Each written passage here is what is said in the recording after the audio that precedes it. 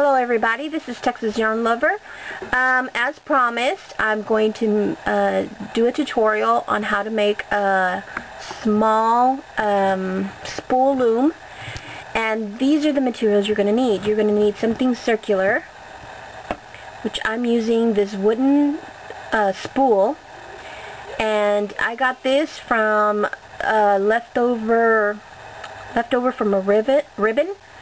And they wrap the ribbon around this to hold it, and then they sell it to you like this. So I had these little tubes left over. Now this particular spool loom will be, you can use yarn with it, but because the nails that you use with it are so small, they have a small head, I would recommend you using maybe crochet thread with this spool loom. And so I'm going to show you how to do this. What you want to do, you want to get either 4 or 5 nails that come with the the package that I showed you. Let me show you again if I can find them. It's a special little toolbox, I call it, but it's got all sorts of different nails with different nail head sizes, and this one is a somewhat larger, has a larger nail head on it, as opposed to these, which are almost the size. And see the difference of the actual nail. And so you either need 4 or 5 depending on your taste, your wants. So what you do is you grab your spool, whether it be wood or whatever spool you find, and this one measures just over 3/4 of an inch. And I don't mark mine just because I'm not that particular. It's a homemade loom, so it's not going to be that critical to get it. And I've already actually marked some of them with tacks, some of the holes. So I'm going to use the larger head nails for this. And I'm going to use only 4.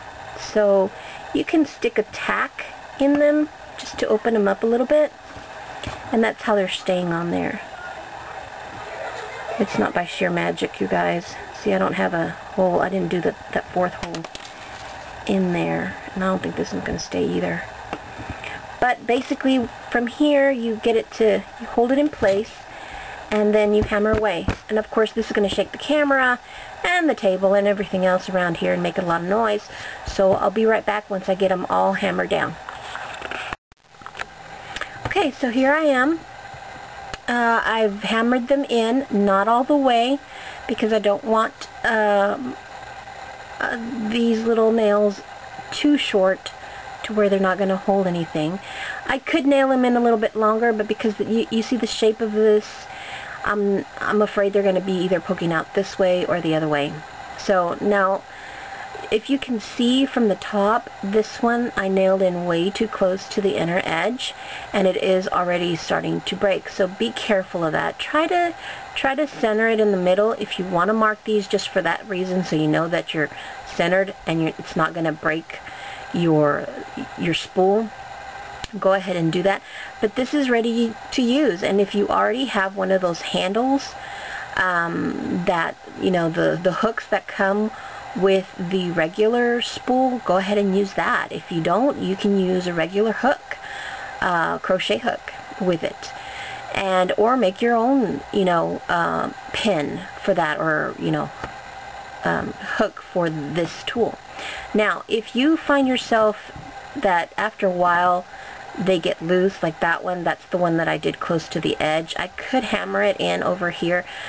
Or the other thing I can do is just permanently glue that in if you want. If you see that yours are becoming, loose and not staying in while you're doing your work, go ahead and put a dab of glue on the edge of the actual nail and then stick it back in the hole, and it'll permanently stay in there.